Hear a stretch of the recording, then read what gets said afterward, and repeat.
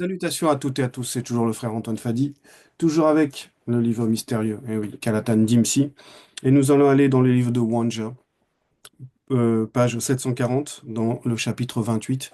Wanja, Ésaïe, qu'ils ont appelé donc, dans les Bibles falsifiées, mais son véritable nom c'est Wanja, libéré, oui. Et c'est un personnage, c'est un prophète vraiment très puissant.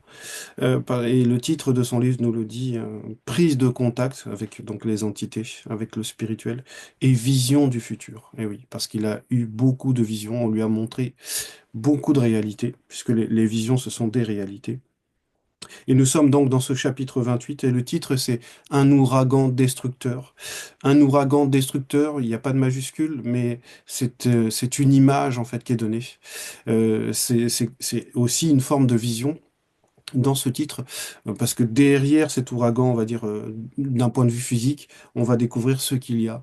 Mais pour bien peser le sujet là, de ce chapitre 28, en tout cas de la partie qu'on va lire dans ce chapitre 28, il faut bien comprendre le titre de Un ouragan destructeur. Bon, un ouragan, dans le plan physique, c'est quoi? C'est un phénomène météorologique dans sa définition, un phénomène météorologique tourbillonnaire, voilà, qui tourne comme ça, qui a une forme de cercle et qui tire sa puissance dans cette rotation, parce qu'à l'intérieur de cette rotation, ce qui permet cette rotation, c'est la puissance du vent. Et on sait que les entités sont, même dans les Bibles falsifiées, en fait, sont comparées à des vents, en fait.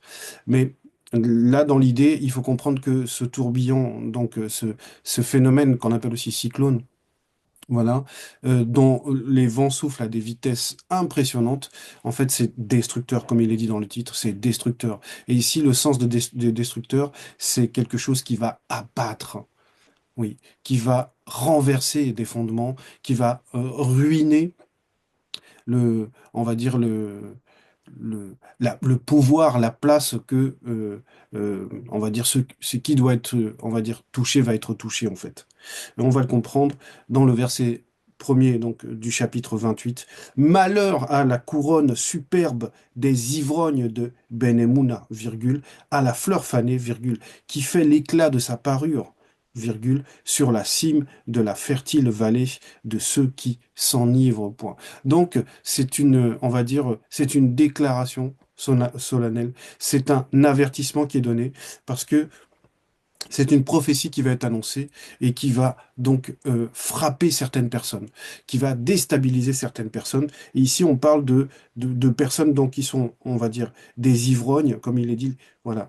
Malheur à la couronne superbe des ivrognes de Benemoula et à la fleur fanée qui fait l'éclat de sa parure, virgule, sur la cime de la fertile vallée de ceux qui s'enivrent. Donc on parle de personnes qui sont enivrées, des personnes qu'on appelle donc des ivrognes, mais ces personnes ont néanmoins une couronne, ils ont quelque chose qui fait leur gloire en fait. Et on annonce déjà que cette gloire va être renversée en fait. C'est ce que le titre veut dire quand on parle d'un ouragan destructeur. C'est quelque chose quand ça passe, ça détruit forcément. Ça ne laisse pas intact, ça renverse parce on le voit même aux États-Unis dans le sud, il y a beaucoup d'ouragans, de cyclones, même dans les îles, et on voit les déflagrations, les dégâts, la déstabilisation que ça apporte. Et là, on nous parle de personnes donc qui portent une couronne, qui ont une forme de gloire, et cette gloire va être renversée en fait. Et pour un peu comprendre par rapport à l'enivrement, par rapport au fait qu'on dise que ce sont des ivrognes, il y a certes dans le plan physique des gens qui abusent de l'alcool, on va dire des plaisirs comme ils disent de ce monde, mais il y a aussi une relation par rapport au spirituel, et on va aller dans Baby Sedi, donc le livre des révélations, Apocalypse comme il l'appelle dans les Bibles falsifiées. On va aller dans BBC 17, c'est page 1199, si je ne me trompe pas. Voilà, oui. 1199, BBC chapitre 17. Le titre, c'est La grande prostituée. Et on va dans le chapitre 3 où il est dit ceci. C'est avec elle que les rois corrompus de Ouassé et les non-initiés se sont livrés à l'impudicité, entre parenthèses, immoralité, virgule, dérèglement, pornographie, impureté, virgule, virgule. obscénité, corruption, virgule, fornication, virgule, adultère, virgule, infidélité, virgule. Et c'est du vin mauvais de son impudicité que les blancs et les sans mêlés, entre parenthèses métis, de la terre se sont enivrés. Donc, de qui? De cette grande prostituée. Et donc, ici, ça va représenter l'action du monde occulte, la domination du monde occulte sur ces personnes-là. C'est pour ça qu'on parle, quand on revient dans le premier verset du chapitre 28, de malheur à la couronne superbe des ivrognes. Voilà. C'est-à-dire à la gloire qu'ils ont tirée de cet enivrement, de ces désobéissances au verbe de Loba. Et ça, c'est ce qui va être renversé. Dans le verset 2, donc du chapitre 28, il est dit, voici venir, virgule, dans la tribu Sawa, virgule, deux hommes forts. Alors, deux majuscule, hommes majuscule, fort majuscule, et puissant majuscule, issus de Loba, virgule, qui effectivement a la majuscule aussi, comme un orage de grêle, virgule, un ouragan destructeur, virgule, comme une tempête qui précipite des torrents d'eau, deux points. Mundima Mimbu, entre parenthèses, l'entité des saisons, l'a fait tomber en terre avec violence, point. Donc, qu'est-ce que ça veut dire? Ça veut dire tout simplement que derrière cet ouragan destructeur, derrière on va dire, ceux qui ont le pouvoir de renverser, de détruire, d'abattre, de ruiner l'influence du monde occulte, les agissements des non-initiés, des blancs et des sans-mêlés, même parce que là, ce que ça symbolise, c'est que ces deux hommes forts, puissants, vont symboliser des justiciers, en fait, vont symboliser des personnes qui vont ramener la vérité et amener la ruine sur l'antivérité, vont renverser l'antivérité. Et on nous prend cet exemple-là comme un orage de grêle, virgule, un ouragan destructeur, parce que effectivement, ce qu'il va apporter va nettoyer, va détruire, va renverser les fondements de l'antivérité, tous les fondements religieux, les fondements de ceux qui se disent spirituels, qui ont des spiritualités issues de mythologie de leurs ancêtres, comme la mythologie grecque ou la mythologie indienne ou même la mythologie égyptienne. Il va renverser tous ces fondements-là. Ils vont renverser tous ces fondements. C'est pour ça que le titre, c'est un ouragan destructeur, parce que c'est l'image qu'on va dire dans le plan physique, mais derrière, symboliquement, dans le plan spirituel et dans le message en lui-même, c'est la destruction de la fausse doctrine, en fait. C'est le fait de renverser, le renversement. C'est un bouleversement, le grand bouleversement. C'est un bouleversement des idées conçues, des soi-disant, euh, on va dire, théories scientifiques qu'il transforme en vérité. Tout ça, là, va être nettoyé, en fait. Et on nous donne cet exemple-là, en nous précisant, plutôt, on nous donne cette précision-là que un ouragan destructeur, virgule, comme une tempête qui précipite des torrents d'eau. Les torrents d'eau vont symboliser aussi la haute connaissance, le fait d'abreuver cette réalité de la vérité, de la connaissance. Mundima Mibu l'a fait tomber en terre avec violence. Ça veut dire quoi? Ça veut dire que le spirituel agit aussi et que ces deux êtres-là émanent du spirituel, puisque quand on nous parle de l'entité des saisons, c'est celle en gros qui va permettre de rythmer la vie, on va dire, de la nature. Et là, on nous explique que cette eau-là qui va tomber avec violence. Ça veut dire que c'est une correction qui va être apportée. Oui. On va le comprendre. Verset 3. Elle sera foulée aux pieds, virgule, la couronne superbe des ivrognes de Ben-Emouna. Point virgule, on va s'arrêter là d'abord, dans ce verset 3. Parce qu'on nous explique que ceux qui vont venir là, voici venir dans le verset 2, hein, ceux qui vont venir dans la tribu Sawa, donc des Noirs, de la tribu Sawa. Pour ceux qui ne le savent pas, les Sawa, c'est une tribu, on va dire, c'est plus qu'importante, mais par rapport à l'histoire contemporaine, c'est une tribu du pays du Cameroun. Mais là, en réalité, les Sawa, c'est la base même, c'est l'identité même de l'homme noir en réalité. Parce que le premier homme moto était un Sawa. Donc, ici, comme on l'avait dit dans le verset 2, il va y avoir donc une action du spirituel et la manière dont l'ouragan va frapper, c'est avec violence. C'est pour ça que dans le verset 3, on nous dit, elle sera foulée aux pieds. Pourquoi les pieds? Parce que c'est par les pieds qu'on annonce la bonne nouvelle. Et en même temps, Donc, il va y avoir cette couronne donc, qui va être foulée, ça veut dire qu'on va marcher sur cette couronne, on va écraser cette couronne, parce que c'est l'image toujours par rapport à la nature, foulée aux pieds, on pense au vin en fait. On pense à ce qui amène, on va dire, la possibilité de s'enivrer, le vin en fait. Et donc, on va fouler aux pieds, ça veut dire aussi donc, la bonne nouvelle est transmise par les pieds. Ça veut dire qu'il va y avoir réellement une marche qui va écraser l'antivérité, mais ça représente aussi l'humiliation. Parce que quand on foule au pied une couronne, c'est-à-dire qu'on marche dessus, là, ça veut dire qu'on écrase cette couronne avec les pieds, mais ça veut dire aussi que c'est une humiliation. On va humilier ceux qui se disent pasteurs, ceux qui se disent révérends, bishop, ceux qui pensent être des scientifiques, on va les humilier par la connaissance qui est apportée de la vérité. C'est pas qu'on veut les humilier en tant que personne, mais toute leur fausse doctrine, leur sensation, tout cela là, va être humilié par celui qui a les clés, celui qui amène les révélations et qui montre avec précision, avec logique, la vérité en fait. Donc, il y a cet effet-là de fouler aux pieds, c'est-à-dire par la vérité, par le message, on apporte par les pieds la bonne nouvelle, et en même temps, c'est une forme d'humiliation, parce que quand on écrase avec les pieds quelque chose qui a de la valeur comme une couronne, c'est une forme d'humiliation, en fait. Verset 4.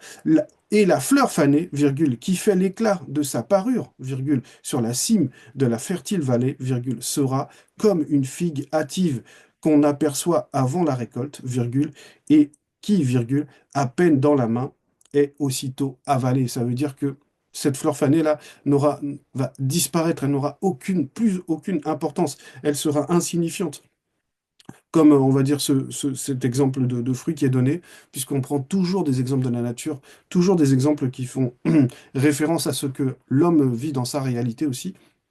Voilà, c'est quelque chose en gros qu'on prend et qu'on consomme comme ça. En gros, qui ne dure pas, qui n'a pas d'importance en réalité, qui n'a pas de pouvoir réellement. Verset 5.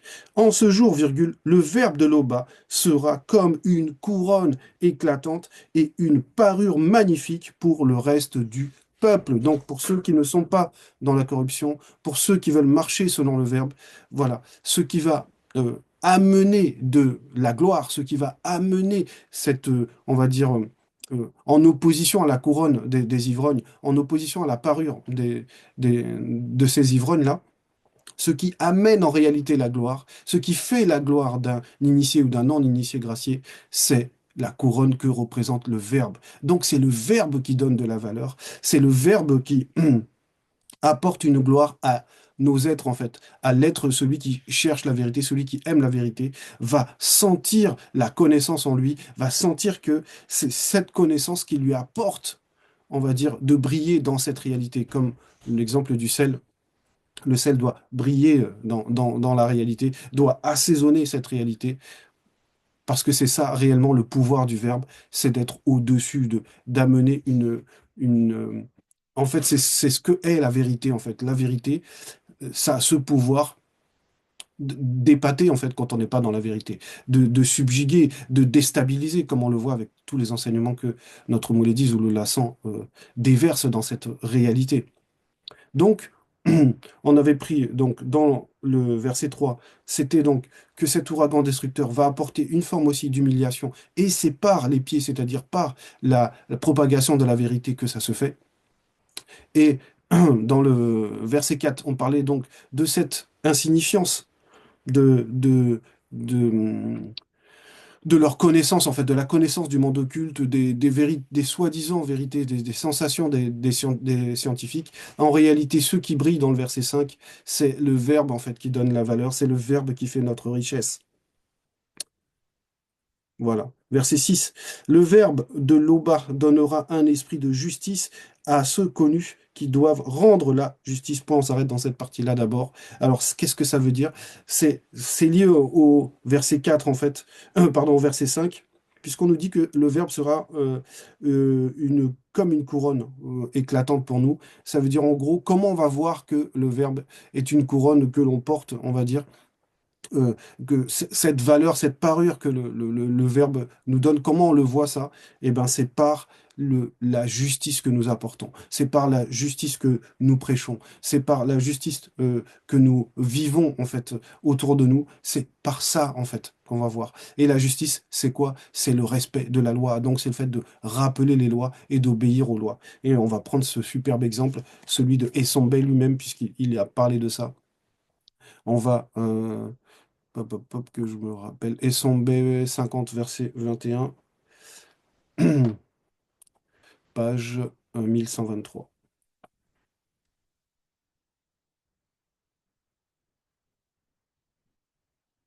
Voilà.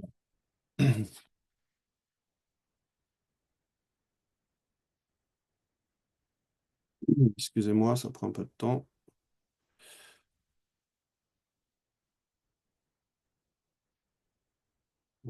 On va y être, voilà. Et nous sommes dans le verset, donc Essambé 50, verset 21, où il est dit ceci, le titre c'est de cette partie-là, toute écriture qui est inspirée par le Mundi de Loba, virgule, est utile pour enseigner l'esprit, et oui, l'esprit de la personne. Et voilà ce qu'il dit dans le verset, on va dire à partir, oui, on va dire 21-22. J'ai combattu le bon combat, virgule. Maintenant, je sais à l'instant que j'ai achevé la course, virgule, j'ai gardé la foi. Point. Verset 22. Désormais, la couronne avec un C majuscule, de justice avec un J majuscule, mais réservée. Point virgule. Jokisabe est le deuxième. Voilà. Me la donneront dans ce jour-là, virgule. Et non seulement à moi, virgule, mais encore à tous ceux connus qui auront aimé leur avènement dans la condition du non visible qu'après la grande consommation. Voilà. Verset 23. Que la grâce soit avec vous. Donc ici, comme je donnais l'exemple de ce que Essambé a compris, que effectivement cette couronne de justice, c'est aussi la récompense spirituelle. Mais dans le plan visible, il y a toujours aussi cette récompense, et c'est ça qui fait notre, on va dire, notre aura, notre gloire, notre valeur, c'est notre manière d'appliquer la justice, donc de respecter les lois et de prêcher la loi, en fait. La suite du verset 6 dans le chapitre 28. Il remplira de force ceux connus qui repoussent les ennemis devant la porte de la ville. Point. Parce qu'effectivement, il y a ceux qui vont mener des combats pour protéger les autres. Il y a ceux qui vont entrer dans une conscience collective, ceux qui vont représenter des veilleurs, en fait. Mais ça, ces deux points-là, ce sont en fait les facettes, deux grandes facettes que les deux hommes forts et puissants, issus de l'Oba, vont amener en fait dans cette réalité. Et c'est de ça dont nous, on va se vêtir en fait. C'est cette gloire aussi qu'on va porter, parce que ces deux facettes-là, que ça soit donc un esprit de justice et un esprit de force, parce que là, il remplira de force, c'est ce qu'il y a aussi dans les deux hommes forts, c'est-à-dire le premier-né, Kudumane Mula, et le deuxième-né, Zulu Lassan. Verset 7. Mais eux aussi, virgule, ils chancellent dans le vin mauvais, virgule, et, et les boissons fortes leur donnent des vertiges, point virgule. Prêtres et prophètes corrompus chancellent dans les boissons fortes, virgule. Ils sont absorbés par le vin mauvais, virgule. Ils ont des vertiges à cause des boissons fortes, point virgule. Ils chancellent en prophétisant, entre parenthèses, des mensonges, virgule. Ils vacillent en rendant la justice, point. Donc on parle de ces ennemis-là, de ces ennemis qui sont à l'intérieur, parce qu'il y a les ennemis à l'extérieur, ceux qui viennent pour essayer de déstabiliser, mais il y a ceux qui sont à l'intérieur. C'est ce qu'on appelle les prêtres corrompus, comme il est dit là, prêtres et prophètes corrompus. Voilà, des personnes qui veulent enseigner alors qu'ils n'ont jamais reçu de mandat. Et ça, on est dans une réalité aujourd'hui où il y en a énormément de faux pasteurs. Il y en a dans différentes langues, des gens qui sont dans euh, des, euh, des hérésies, mais tellement profondes. Récemment, là, j'ai pu voir une vidéo où un soi-disant prophète branhamiste euh, racontait des hérésies en disant que en fait, Lazare, celui qu'on appelle l'ami de Lazare dans la Bible falsifiée là, de Jésus, pardon, que Lazare, en fait, c'était le fils de Jésus lui-même, en fait, que c'était l'enfant que Jésus a eu avec avec, je ne sais plus s'il avait dit Marthe ou l'ami de Marthe, Marie, mais que Jésus, en fait, avait eu un enfant et que cet enfant, c'est Lazare. Et il prend même après, tellement il est dans un délire, il prend la parabole de Lazare et il dit qu'en fait, que Jésus est en train de parler dans cette parabole de Lazare, son propre fils. Vous voyez, chacun vient avec sa vérité, chacun vient raconter des hérésies. C'est normal parce qu'il s'appuie sur des textes qui sont eux-mêmes des hérésies, qui sont eux-mêmes falsifiés. Donc voilà, on est dans cette ère-là où on est dans l'ère de la connaissance et l'ouragan va frapper cette fausse connaissance, va déstabiliser, va ravager, va renverser toute cette fausse doctrine. Tous ces prêtres corrompus, ces prophètes, parce qu'il y en a plein qui se donnent les titres de prêtres, plein qui se donnent les titres de prophètes, alors qu'ils n'ont jamais été mandatés, ils ne connaissent pas la vérité, ils ne connaissent pas le verbe de l'Oba. Et donc, ces personnes-là sont pleins, comme il est dit, hein. Ils sont absorbés par le vin mauvais. Ils ont des vertiges à cause des boissons fortes. Point virgule. Ils chancellent en prophétisant, entre parenthèses, des mensonges. Eh oui, parce qu'ils ne peuvent pas prophétiser la vérité, avec des attitudes, même au niveau physique, parce que cet enivrement, il est aussi spirituel, comme on a pu le voir avec la grande prostituée dans Apocalypse, mais il est dans tous les plans, c'est-à-dire que ces personnes-là, en fait, n'ont pas la maîtrise d'eux-mêmes. Tout ce qu'ils vont dire, comme quelqu'un qui est sous, quand il parle, il raconte des fois tout et n'importe quoi, il sort des choses qui n'ont pas de sens, exact. Et c'est ce qu'on entend aujourd'hui dans les religions, des discours, mais qui n'ont aucun sens. Un faux prophète ou pasteur qui vient dire que il est marqué nulle part dans la Bible que l'homosexualité est interdite. Voilà, il a oublié l'épisode de Sodome et Gomorrhe que Moulédu nous a tellement bien expliqué ou ASCP. Donc voilà, on est dans ce genre de personnes sont complètement, qui pourtant, on va dire, v- euh, euh, ont une couronne, ont une forme de gloire, parce qu'ils enseignent quelque chose, mais ils sont complètement dans le faux. Verset 8, non, juste la fin. La fin on va reprendre juste sur la fin du verset 7. Il vacille en rendant la justice. Ça, c'est très important. Voilà. Il chancelle en prophétisant, entre parenthèses des mensonges. Il vacille en rendant la justice. Ça veut dire que, en fait, ils n'ont pas de base stable. Ils n'ont pas de fondation. C'est pour ça qu'ils vacillent quand ils rendent la justice. Ça veut dire qu'ils sont partiels. Ils prophétisent du mensonge, des choses qui ne se réalisent pas.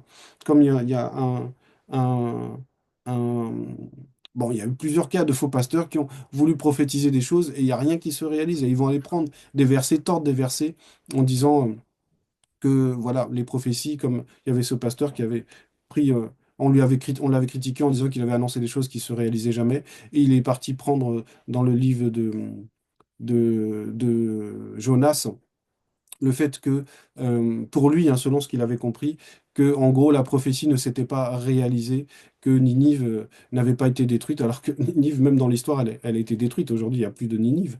On voit plus Ninive. Donc, bref, tout ça pour dire qu'il y a énormément de fausses doctrines et que les gens qui enseignent la fausse doctrine, eux-mêmes sont vacillants, ils n'ont pas de base stable parce qu'ils ne sont pas enracinés dans la vérité. Verset 8, toutes les tables sont pleines de vomissements, virgule, d'ordures, point, virgule, il n'y a plus de place, point. Qu'est-ce que ça veut dire? Ça veut dire que en gros, la table, normalement, c'est l'endroit où on se réunit. Ça doit être la table, c'est l'endroit où on s'assoit ensemble, on discute ensemble, où on partage des choses ensemble. Mais là, la table, elle est souillée, en fait. Le lieu de réunion, le lieu où il y a l'union, que peut symboliser la table, est complètement souillé par les vomissements, les ordures. Ça veut dire que, en gros, c'est le désordre. Voilà. Et ces vomissements et ces ordures sont issus de leur comportement, sont issus de ces prêtres et de ces prophètes corrompus, sont issus des blancs et des sans-mêlés et des non-initiés. C'est le désordre, en fait. Ça veut dire que là, normalement, où on doit s'asseoir, puisque là, on s'assoit à la table, on discute à la table, on met des choses en place à la table. En fait, même le lieu où on pourrait même rendre la justice, tout ça, c'est complètement souillé. Verset 9. À qui veut-on enseigner la sagesse? Point d'interrogation. Avec le S majuscule, la sagesse. À qui veut-on donner des leçons? Oui, oui, parce que ces personnes veulent soi-disant enseigner, veulent donner des leçons, sont là à dire aux gens, oui, tu agis mal, oui, tu dois faire ceci, oui, tu dois pas faire cela, alors que eux-mêmes sont dans l'anti-vérité. Eux-mêmes sont complètement dans la sensation, remplie d'orgueil. J'ai encore vu une vidéo, un pasteur qui est tellement orgueilleux, une personne veut se lever pour quitter l'assemblée. Et il lui dit, à part si tu veux aller aux toilettes, si c'est pas pour aller aux toilettes et tout, pendant que lui, il prêche, il faut pas se comporter comme ça, et que s'il se lève et il s'en va, il va le livrer à Satan. Vous voyez des choses comme ça, voilà, parce que les gens sont remplis d'orgueil, les gens sont remplis en gros, ce qui sort d'eux, ce sont les vomissements, ce sont des ordures de langage, ce sont des ordures de comportement, c'est vomir la haine, comme on l'a vu, vomir cet orgueil-là. Alors que théoriquement, quand on est dans la vérité, c'est la bonne nouvelle qui doit sortir de la bouche. Donc, à qui veut-on enseigner, verset 9, à qui veut-on enseigner la sagesse? Point d'interrogation. À qui veut-on donner des leçons? Eh oui, ces personnes pensent qu'elles peuvent enseigner quelque chose, mais en fait, ce sont des arrivistes, en fait, ils ne connaissent rien, ils ne peuvent rien enseigner. Verset 10, est-ce à des enfants qui viennent d'être sevrés, virgule, qui viennent de quitter la mamelle? Oui, oui. À qui veut-on enseigner? Est-ce que c'est à des enfants? Parce que le niveau qu'ils enseignent là, c'est vraiment pour les petits, ça. Ça, c'est vraiment, comme Essombé le disait, c'est même pas le lait, là. Parce que là, on est même pas dans le lait, on est qui viennent d'être sevrés, qui viennent de quitter la mamelle. Voilà. Donc, ils ne mangent plus de lait. La base pour que l'enfant tienne debout, pour que l'enfant puisse survivre. Et là, ils prétendent apporter de la haute connaissance, ils prétendent apporter de la nourriture spirituelle, de même guider sur le chemin. Tout ça, c'est faux.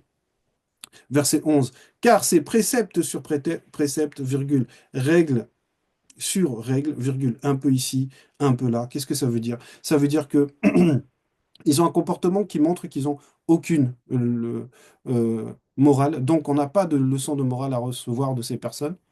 Pas de leçon de morale de recevoir des blancs, des non-initiés, de s'en mêler. Voilà.